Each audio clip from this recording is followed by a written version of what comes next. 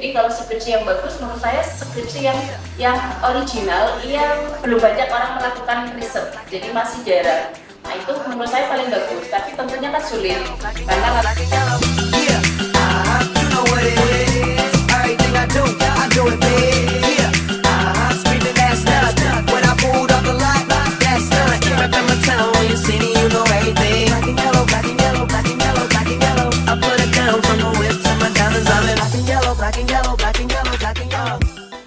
Assalamualaikum warahmatullahi wabarakatuh.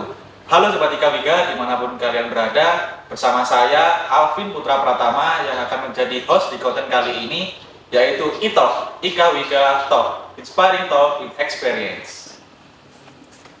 Nah, seperti episode sebelumnya, episode kali ini iTalk akan membahas topik yang sangat menarik dan juga sangat dibutuhkan oleh mahasiswa semester akhir, yaitu tips mencari judul skripsi. Nah, Sobat Ika Wika dimanapun kalian berada, terutama yang mahasiswa semester akhir seperti saya, kita mempunyai kesulitan yang sama dalam mencari judul skripsi, yaitu yang pertama adalah tidak adanya referensi yang terkait, yang kedua banyaknya judul atau tema yang sudah diangkat, lalu yang ketiga dosen kita terlalu berekspektasi tinggi kepada kita, sehingga kita jadi sulit mencari judul. Nah, di topik kali ini kita akan kedatangan tamu yang istimewa, dosen yang memiliki prestasi banyak, terutama di bidang akademik. Sekaligus Dekan Fakultas Ekonomi dan Bisnis Universitas Widyagama Malang. Beliau adalah Ibu Dr. Hajah Ana Sopana Supriyadi, SMSI AKSI ECME. Yuk, mari kita sapa beliau. Halo Bu Ana, gimana kabarnya? halo Mas Alvin, alhamdulillah sehat luar biasa. Alhamdulillah, sehat luar biasa ya. Mungkin bisa menyapa Sobat Ika Wiga di luar sana, Bu. Halo guys, Sobat Ika Wiga dimanapun Anda berada, semoga sehat dan senantiasa bahagia. Oke, alhamdulillah. Oke, teman-teman Sobat Ika Wiga, di sini bersama Mbak Ona kita akan membahas bagaimana mencari judul yang baik, judul skripsi ya. Nah, ini untuk mahasiswa akhir, tapi saya harap mahasiswa semester awal juga bisa mencatat dan menyimak apa yang akan disampaikan oleh Bu Ana hari ini, oke? Nah, yang pertama ini Bu, sebelum menentukan judul skripsi, hal apa yang harus dilakukan oleh mahasiswa terlebih dahulu? Oke, terima kasih Mas Alvin. Jadi bagi teman-teman yang saat ini sedang menyusun skripsi nih, nah ini kebetulan kalau saya dari ekonomi ya FEB, mungkin tips-tipsnya bisa dipakai oleh fakultas yang lain. Yang pertama tentunya kalau kita mau menyusun skripsi harus tahu dulu kita mau ngambil tema besar yang mana ya, yang sesuai dengan passion kita. Kalau misalnya akuntansi ada beberapa tema besar, akuntansi sektor publik, akuntansi keuangan, akuntansi pajak, akuntansi sistem gitu ya. Kita mau memilah tema yang mana. Kalau manajemen misalnya ada marketing, MSDM, ada keuangan, operasional. Nah kalau teknik saya nggak begitu paham Mas Alvin ya, ada elektro, ya sipil ada bangunan, jalan, jembatan ya. Tapi teman-teman pastikan tahu tema besarnya dalam bidang ilmu kita apa. Nah, dari tema-tema tersebut yang kita sukai apa? Passion kita. Jadi ada yang memang, oh saya suka yang hitung-hitungan gitu ya, atau saya suka yang mendeskripsikan ilmunya gitu ya. Nah kalau misalnya di akuntansi sektor publik itu ada pembeda lagi, ada di bidang pemerintahan atau di bidang nirlaba, nah seperti itu. Jadi pastikan dulu tema besarnya apa, kemudian dari kesukaan kita seperti apa. Kenapa? Karena skripsi ini kan sebuah perjalanan. Jadi tidak seperti mata kuliah yang tiap hari atau tiap minggu bisa ketemu dosennya ya. Skripsi ini banyak kita juga latihan secara mandiri, belajar. Nah kalau kita sudah cinta, ya sudah suka sama ilmunya, maka kita akan belajar lebih seneng, ya kan. Kemudian cari literatur reviewnya juga lebih semangat karena kita suka dalam bidang tersebut. Intinya itu, jadi harus cinta sama bidang yang akan kita teliti, gitu Mas. Jadi memilih judul skripsi pun diharapkan juga bisa memudahkan pekerjaan dari mahasiswa itu ya, Yes, sesuai dengan passionnya itu ya Bu ya. Nah, dari judul skripsi sendiri, apa sih pentingnya Bu untuk memilih judul yang menarik itu? Ya, pasti ya penting. Kalau judulnya menarik, maka akan membuat energi positif kita mencari literatur yang paling update. Ya. Jadi kalau skripsi yang bagus, menurut saya skripsi yang original, yang belum banyak orang melakukan riset, jadi masih jarang. Nah itu menurut saya paling bagus, tapi tentunya kan sulit karena rata-rata mahasiswa cari contoh-contoh dari kakak-kakak kelas yang ada. Jarang yang benar-benar oh ini baru Biasanya kalau penelitian yang doktor, S3, kalau S2 pengembangan, kalau S1 cenderung pembelajaran. Jadi memang rata-rata meneliti karena proses pembelajaran. Nah, kalau skripsinya menarik, maka akan banyak orang yang ingin membaca skripsi kita. Apalagi kalau skripsi kita dipublikasikan di jurnal yang terakreditasi. Misalnya kalau di Indonesia, Sinta, kan keren. Kalau udah masuk Sinta, biasanya pembacanya lebih banyak. Kalau judulnya keren, update, masuk jurnal Sinta, apalagi yang internasional Scopus, wah ini luar biasa. Artinya benar-benar menjadi trigger seorang mahasiswa bisa mencari ide-ide yang baru, inovatif, kreatif, dan membuat orang lain itu ingin meneliti hal yang sama. Jadi kita sebagai pionirnya di Widyagama misalnya, seperti itu Mas. Jadi penting sekali mencari judul yang menarik, yang keren. Gitu. Nah, kalau misalkan topiknya harus misalkan tidak ada yang belum dibahas di belakangnya. Nah itu gimana Bu cara untuk mencari topik yang menarik kalau di sebelumnya itu belum banyak ada riset atau seperti itu? Baik. Nah, salah satu trik untuk mencari judul riset atau tujuan riset kita itu juga jelas. Apa sih? Yang pertama saya mau menyelesaikan sebuah fenomena. Ada fenomena menarik. Misalnya kayak kemarin ada fenomena pandemi, ada COVID. Apakah sebelumnya ada COVID? Tidak pernah ada. Itu kan sesuatu yang baru. Nah, kira-kira dampak dari COVID itu apa? Nah, itu baru penelitian baru. Nah, kalau penelitian baru itu biasanya tidak harus banyak referensi. Kita hanya melihat fenomena yang bisa dibandingkan. Ini fenomena COVID, berarti semacam ada wabah. Nah, wabah lain bisa dijadikan referensi, misalnya seperti itu. Tapi kalau penelitiannya yang banyak, memang kelebihannya literaturnya sudah banyak, tapi tidak ada update. Memang ada plus minusnya seperti itu. Kalau yang baru referensinya ada banyak. Terus gimana kalau referensinya ada banyak? Maka caranya adalah yang similar, yang hampir sama kita bisa jadikan rujukan. Jadi bisa dijadikan misalnya yang sama di negara lain, yang sama di tempat yang lain, yang sama hanya membandingkan tahunnya. Nah seperti itu. Jadi kita akan menemukan gap risetnya. Oh, kondisi pandemi di Cina ternyata berbeda dengan kondisi pandemi di Indonesia, bisa diperbandingkan. Misalnya seperti itu. Jadi pinter-pinternya seorang peneliti bisa mengolah bahwa sebuah riset ini menarik dan bisa dilanjutkan menjadi penelitian berikutnya yang tentunya bermanfaat. Jadi penelitian yang bagus, satu yang originalnya tinggi, jarang, dua yang bermanfaat. Tidak hanya untuk ilmu pengetahuan, tapi untuk menyelesaikan sebuah permasalahan. Ya. Kemudian yang ketiga itu untuk menguji kembali. Jadi sudah diteliti di A, kita mau menguji kembali di B. Ada nggak perbedaannya? Itu namanya replikasi. Ya. Yang keempat, penelitian yang hanya ingin menggambarkan saja itu yang paling mudah. Biasanya skripsi yang paling mudah, menggambarkan saja. Jarang menemukan teori baru atau jarang menambah variabel baru yang benar-benar belum pernah diteliti. Itu biasanya untuk tesis. Tapi kalau skripsi lebih banyak untuk menggambarkan sebuah fenomena. Kalau mencari solusi itu hanya untuk objek tadi kasus ya. Nah itu biasanya yang sangat sederhana. Okay. Jadi jangan lupa lihat tujuan penelitian saya apa.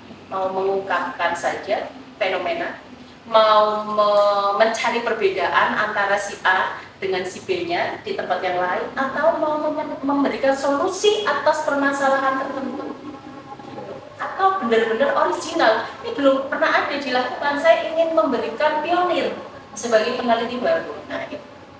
Tapi ingat, penelitian yang bagus adalah yang selesai. Jangan sampai penelitiannya bagus tapi tidak selesai. Nah, ini kan kacau ya teman-teman sobat IKWK. Iya. Jadi memang sebaiknya dulu skripsi itu tidak hanya dibuat untuk menyelesaikan tugas saja, tapi sebaiknya ada output yang bagus untuk melakukan juga. Kita skripsi itu only one, sekali selama seumur hidup.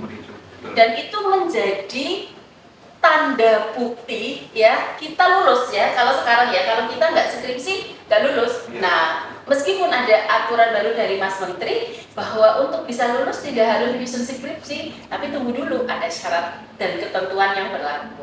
Tapi kalau menurut saya, karena itu adalah sebuah kebanggaan, sebuah pride ya. Saya skripsinya selain dapat A, ini benar-benar sesuatu yang temuan baru, setidaknya dalam lingkup mahasiswa, setidaknya baru di Widyagama. Seperti itu karena menjadi kebanggaan. Selain penelitian yang baru, outputnya apa? Skripsi Anda masuk Sinta berapa? Sinta 2 kah? Wah, ini keren banget Mas Alvin kalau bisa masuk Sinta 2. Ya, rata-rata kalau bimbingan saya masuk Sinta 3, 4 sampai 5 ya. Yang Sinta 2 belum ada. Ya, ada juga skripsi bimbingan saya yang sampai jadi buku. Ini juga keren. Jadi kita mau outputnya kemana? Jadi itu Mas. Jadi skripsi bagus, skripsi yang jarang ya, yang unik dan juga yang dipublikasikan outputnya. Nah ini baru keren, baru mahasiswa Widyagama nih, kampus inovasi. Jadi selalu ganti, jadi harus bagus skripsinya. Iya. Gitu. Nah ini Bu, selain memilih judul skripsi sesuai passion ya, apa pentingnya memilih topik judul skripsi itu yang relevan bagi bidangnya? Harus dong, karena kita sarjana akuntansi. Jangan sampai skripsinya tentang marketing, salah kamar. Salah kamar. Iya. Jangan sampai orang akuntansi meneliti tentang IE, pertumbuhan ekonomi. Jadi akuntansi akan meneliti tentang bidang ilmu akuntansi. Manajemen akan meneliti bidang ilmu manajemen. Karena itu adalah pengakuan bahwa Anda memang istilahnya ahli di bidang itu. Skripsi itu sebenarnya representasi dari kecintaan kita terhadap bidang ilmu tersebut. Jadi kalau saya suka akuntansi sektor publik, suka tentang kearifan lokal ya, kebetulan saya suka kearifan lokal, itu kecintaan saya. Saya akan menuliskan ide saya tentang bidang saya yang saya minati, akuntansi sektor publik, akuntansi nirlaba, akuntansi kearifan lokal. Kebetulan Mas Alvin, saya sudah pernah meneliti di akuntansi suku Tengger, sudah pernah meneliti akuntansi suku Osing, sudah pernah meneliti akuntansi suku Madura. Tinggal saya akan ke suku-suku lainnya. Itu adalah kayak trademark. Oh, kalau bicara tentang akuntansi kearifan lokal, itu risetnya Bu Ana kayak gitu. Itu namanya kayak trademarknya kan. Jadi punya ciri khas gitu ya? Ciri khas begitu, itu relevan. Nah, apalagi nanti kalau teman-teman mahasiswa yang pengen jadi dosen Mas Alvin, itu harus sudah menata risetnya mau seperti apa, ada payung risetnya begitu. Itu keren kalau sudah relevan. Jadi enggak hari ini neliti A, besok neliti B, besok lusa neliti C, itu enggak bagus. Jadi semacam kita kayak mencari sesuatu yang benar-benar masih tercecer. Tapi kalau sudah satu atap gitu ya, kayak saya atapnya adalah kearifan lokal, saya akan riset tentang kearifan lokal terus. Gitu. Keren itu kalau kayak gitu. Iya. Nah, ini Bu, lalu masuk dalam skripsinya ya. Apa pentingnya untuk apa mempertimbangkan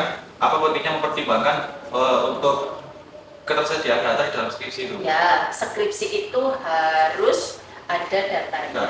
Karena pasti. kalau tidak ada datanya, kita tidak bisa memecahkan masalah yang sedang kita teliti. Jadi pastikan setelah judul Anda di ACC, benar-benar kita ke lapangan. Oh, ternyata datanya ada.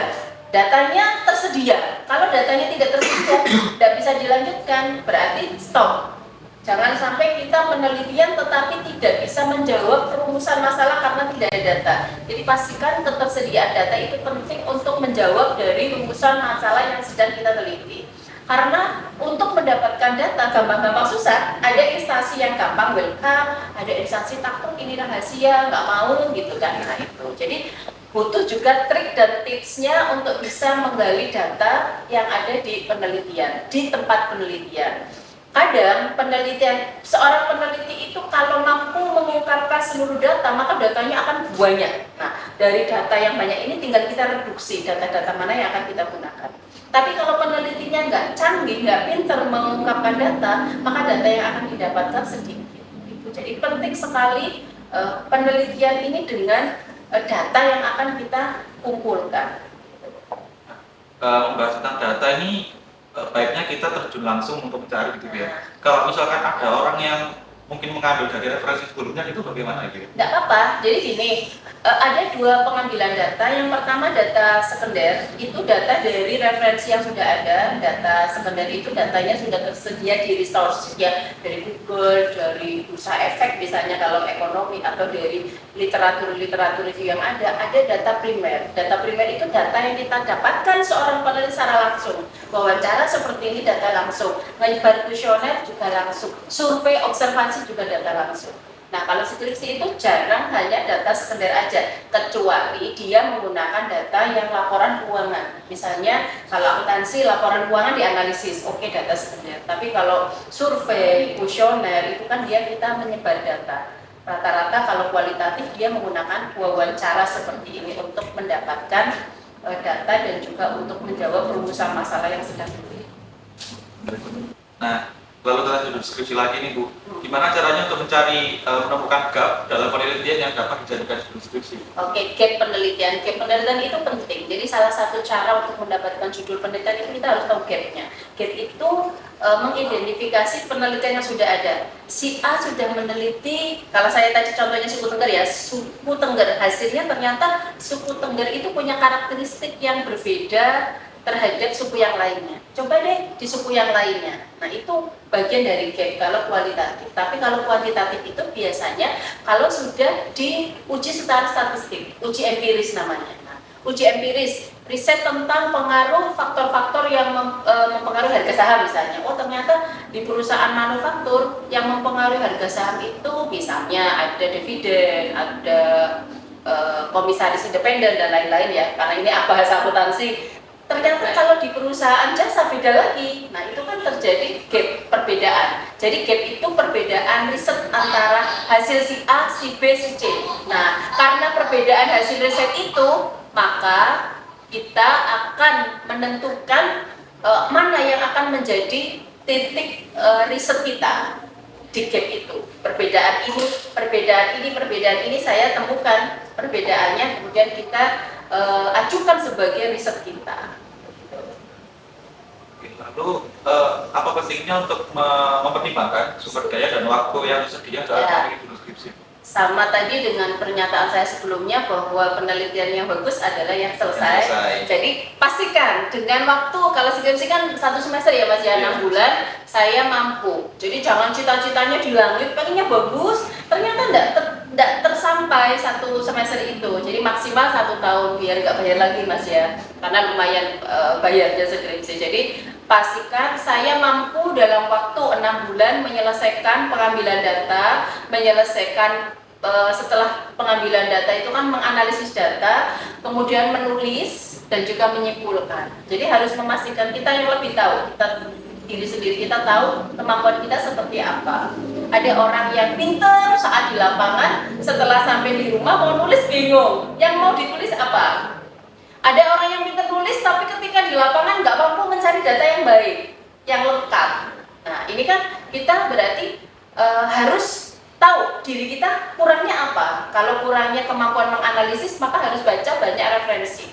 Jadi teman-teman, sobat Ika Wika, kalau sedang skripsi, maka jangan banyak main dulu. Banyak membaca depan laptop ya. Pacarannya dikurangi dulu, jadi banyak skripsinya dulu. Jadi fokus skripsi, biar skripsinya bagus. Jadi kebanggaan, sarjana tekniknya bidang. Mas Alvin apa bidangnya? Apa contoh skripsinya? Bidang-bidangnya? Kalau elektro itu contohnya mungkin ada sistem monitoring dan kontrol sebuah motor, sebuah generator. Nah, itu nanti mungkin sebuah generator itu ya dicek apakah jalannya sehat, apakah dia baik, terus outputnya juga baik. Robot juga? Robot juga ada, cuman kalau di diagram ini sepertinya belum ada. Oh gitu lah, kamu dong mengawali skripsi yang belum ada itu yang bagus. Kalau yang banyak itu ngapain kan gitu? Yang bagus yang belum ada. Jadi sebagai pionir begitu. Nah, teman-teman mahasiswa semester akhir ya, diingat kata Bu Ana, kalau skripsi jangan banyak main, jangan banyak pacaran. Terutama untuk saya juga.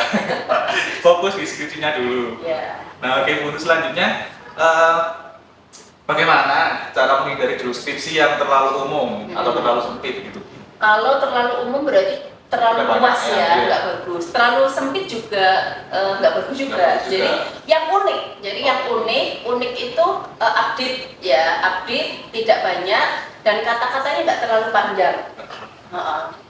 Dan yang menurut saya yang aneh gitu, yang jarang didengar orang gitu ya. Kalau di akuntansi menguak upacara ritual adat suku Tengger, itu kan apanya yang dikuak? Ternyata anggaran itu adalah akuntansi kayak gitu.